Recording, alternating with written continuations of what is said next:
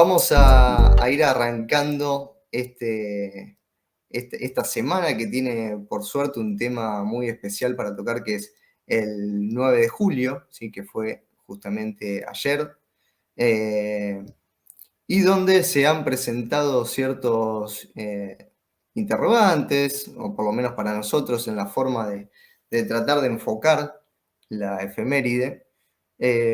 Somos muy de la idea de que la efeméride tiene que despertarnos alguna reflexión hacia el presente, ¿no? Entonces, un poco de eso vamos a estar charlando con nuestra invitada, que será Dai Fernández, conocida por la comunidad Instagramer de historia. Ya la veo ahí atrás del telón riéndose. Eh, pero yendo un poquito al tema de la efeméride, un poco ayer lo publicábamos y lo comentábamos, y lanzamos también una encuesta que me pareció entre polémica e interesante, que tenía que ver con si Argentina es un país independiente o no. Bueno, la mayoría de los resultados de la gente que estuvo ahí opinando dijo que no. Ganó efectivamente el no, que Argentina no es un país independiente, lo cual nos puede llegar a despertar ciertas preguntas de por qué hoy en día pensamos que no es un país independiente. Muchos de los que habían contestado que no, luego indicaron que, en su gran mayoría indicaron que se debía al capital internacional, ¿no? Que ese era el sujeto que nos generaba una dependencia, ¿no? Todos temas que están buenos para pensar, charlar y reflexionar. Y nosotros lo que decíamos era que para 1816 teníamos una clase social que estaba buscando no solamente una independencia en términos nacionales, no solamente un problema de, bueno, me quiero separar de España para crear un país nuevo, ¿sí? No solo una causa nacional, sino que también está expresando un problema de clase, ¿sí? Una independencia de clase. Cuando hacíamos los análisis de 25 de mayo, que los pueden ir a buscar a nuestros podcasts de los años anteriores, tanto del 21 como del 20 vienen enfocados en esa línea, y muchas de las charlas que hemos tenido también en vivo y hemos llevado adelante siguen esa línea de establecer una lucha de clases en el contexto de la Revolución de Mayo. 1816 es, bueno, tratar de generar un marco institucional para esa revolución y que se establezca efectivamente ese dominio de esa nueva clase social que estaba en formación, ¿sí? Que podríamos decir que es una burguesía o pseudo burguesía, porque justamente la revolución lo que busca es desatar o desarrollar las potencias máximas de la burguesía, sobre todo en el plano de la propiedad, ¿no? De la propiedad de la tierra, la proletarización de la mano de obra y otros aspectos que, bueno, repito, están enmarcados en esos podcasts. Y 1816 justamente es el intento de separarse definitivamente de una clase social nobiliaria que era la que venía a imponer el modelo feudal nuevamente a América, ¿no? Si lo ponemos en contexto, sabemos que Fernando VII había retornado a la corona, que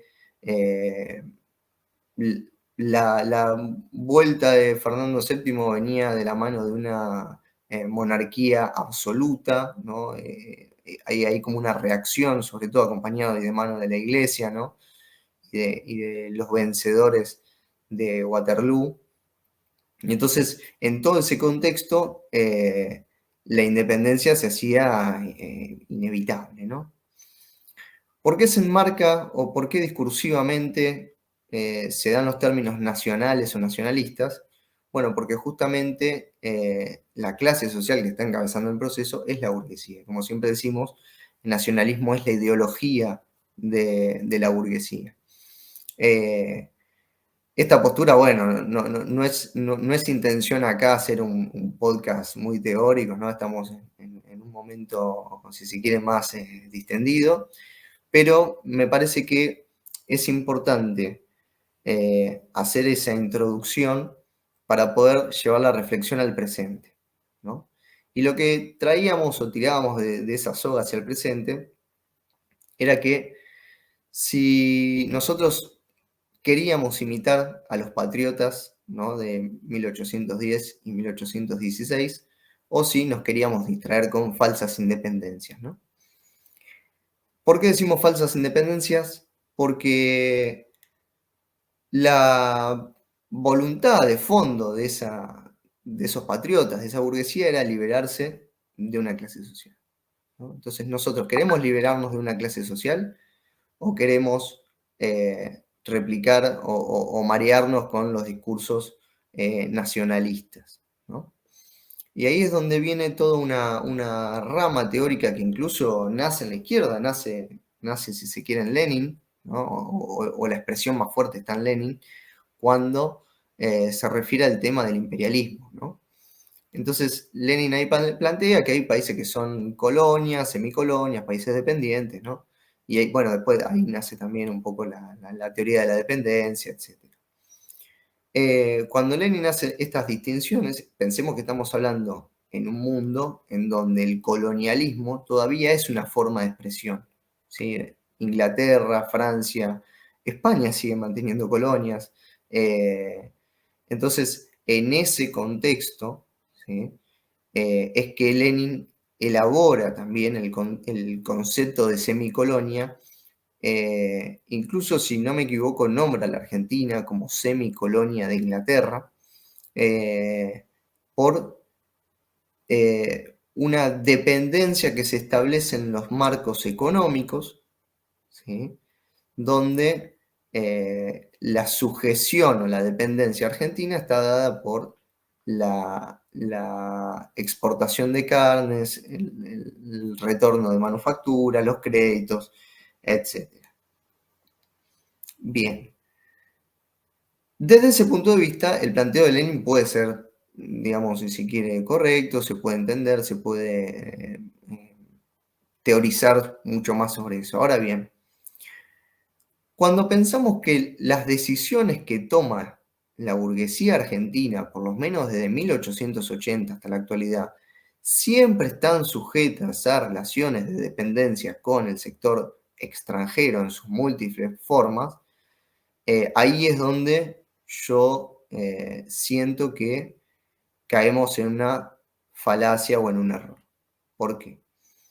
Porque la burguesía argentina toma sus decisiones desde 1880 hasta el presente en un marco de independencia completa, ¿sí?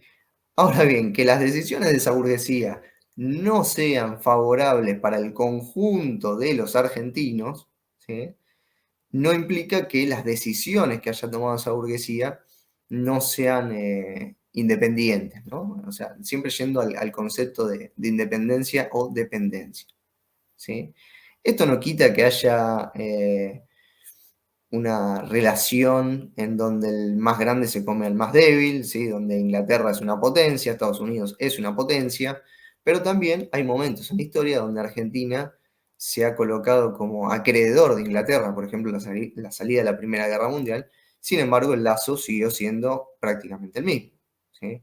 Eh, Podemos pensar también a la salida de la Segunda Guerra Mundial, cuando Estados Unidos bloquea la economía argentina y Argentina busca otros mercados, digamos, para poder colocar sus manufacturas. Es decir, Estados Unidos no está estableciendo una relación de dependencia sobre Argentina. Digamos. No está sojuzgando a la Argentina, obligándola a tomar determinada postura, posición. Sí, bueno, los corrimientos geopolíticos condicionan el panorama, pero no se ve efectivamente. Y tirando todavía más de la cuerda y yendo mucho más al presente, y si se quiere, conectando con hechos más recientes, creo que el último bastión de esa explicación de la teoría de la dependencia es el Fondo Monetario Internacional, ¿no?, donde grandes capitales internacionales eh, confluyen, prestan dinero, Argentina queda endeudada, ¿no? Sin embargo, se oculta o se disuelve un poco la idea de que esos créditos son tomados por una clase social hegemónica como es la burguesía en la actualidad. No es que el FMI entró a los tiros y obligando a Macri a firmar ningún acuerdo. No, hay ahí una relación de incluso hasta conveniencia política de parte del gobierno de Macri, en este caso, que igualmente se mantiene en otras gestiones, de autonomía. O sea, hay una decisión autónoma de ir y recurrir al Fondo Monetario, de ir y pagar, de ir y seguir con la deuda, de no desconocer la deuda. Entonces, en ese marco, ¿cómo podemos decir que Argentina es un país dependiente o que Argentina no es un país independiente? ¿No? Eh, Cuando decimos que Argentina es un país que depende de los capitales internacionales, ¿dónde ponemos a los capitales nacionales? ¿En qué lugar nos estamos poniendo en esa relación? ¿No? Techin, ¿está sojuzgado por el capital financiero internacional? No. ¿Sí? No sé, la familia Macri, ¿está sojuzgada por el capital internacional? No. ¿Sí? Entonces, por eso me parecía una fecha que contiene un concepto que es interesante para traerlo hoy en día y que hasta está incluso mal interpretado el rol de los patriotas, digamos, de aquella época, que estaban haciendo su propia revolución contra su clase social antagónica, que era la nobleza, ¿sí? Ellos sí lucharon por los intereses de su clase social, se independizaron y eso lo plasmaron en un espacio político geográfico al cual le dieron el nombre de Estado-Nación mucho más adelante. Ese era un poco el tire y afloje que queríamos hacer con la fecha el día de ayer. Creo que es un debate que está abierto, creo que estos 15 minutitos que nos estamos tomando en esta introducción de este programa número 2 es válida para poder aclarar, digamos, un poco lo que a veces se pone por escrito. Así que